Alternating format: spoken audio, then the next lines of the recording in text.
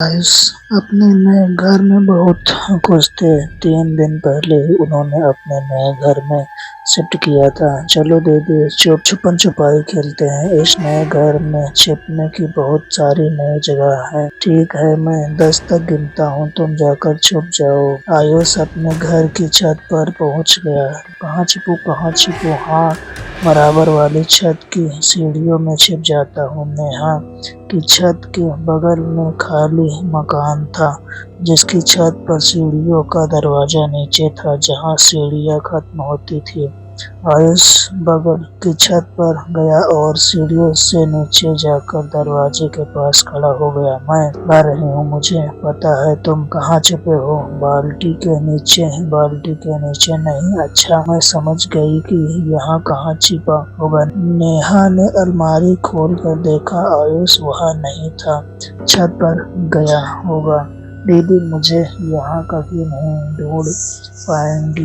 यह छुपने के लिए बहुत अच्छी जगह है। आयुष दरवाजे पर पीठ लगाकर खड़ा था। अचानक उस दरवाजे के नीचे से किसी की उंगलियां निकली। आयुष चीखता हुआ सीढ़ियों के ऊपर भागा। भूत भूत भूत दीदी, भूत भूत। आयुष, मैंने तुम्हें ढूंढ लिया, मगर मैं सीढ़ियों के ऊपर नहीं आता तो तुम मुझे ढूंढ नहीं पाती। सीढ़ियों के नीचे दरवाजा है। मैंने उससे एक हाथ निकलते हुए देखा।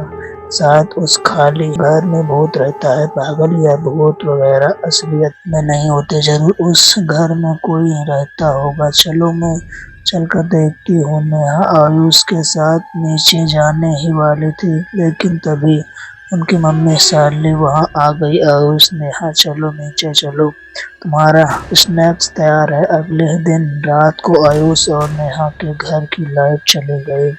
गर्मी में नींद नहीं आ रही थी। मम्मी, लाइट कब आएगी? आ जाएगी बेटा, अब कुछ दिन की बात है। जब पापा घर आएंगे तो इन्वर्टर लगवा लेंगे। अभी जब तक लाइट नहीं आती तब तक तुम दोनों जाकर खेल सकते हो। आयुष और नेहा रात में ही छुपन छुपाई खेलने लगे। पिछली बार मैं डन बनी थी, इस बार तुम बनो। ठीक है, मैं 10 तक गिनता हूँ। नेहा छत पर पहुंची।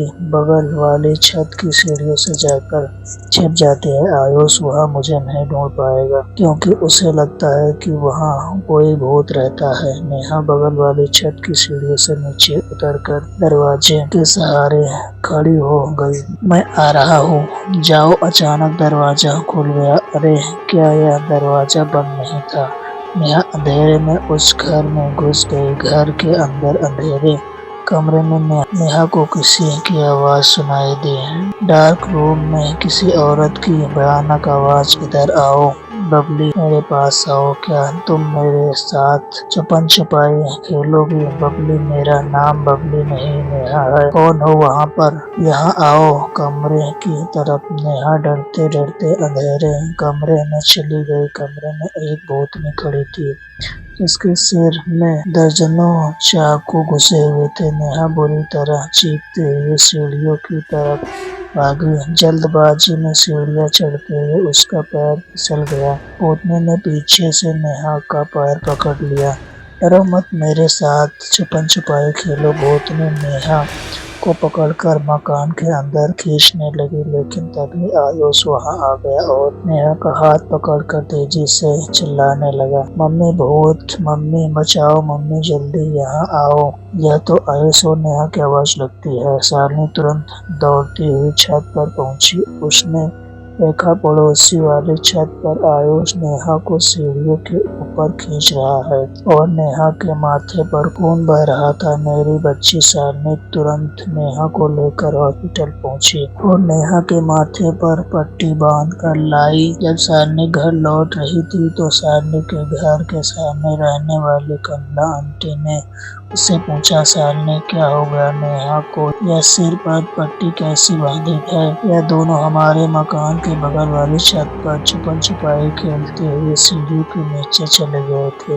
यह कह रहे हैं कि इन्होंने एक किसी भूतनी को देखा। घबराहट में नेहा भागी और गिर पड़ी। तुम्हारे घर के बराबर में जो मकान है वो पिछले 12 साल से खाली पड़ा है। वहाँ अपने बच्चे को कभी मत जाने देना। उस घर में एक माँ और एक बेटी का साया भटकता है। माँ और बेटी का साया। हाँ, इस मकान में 12 साल पहले मोनिका नाम की लड़की रहती थी। वह शादीशुदा थी और उसकी एक बेटी भी थी, बबली। रात में मोनिका का हस्बैंड पीयूष जब भी घर आता है तो मोनिका को किसी के साथ बातें करते हुए पाता। उसे सब खो गया था।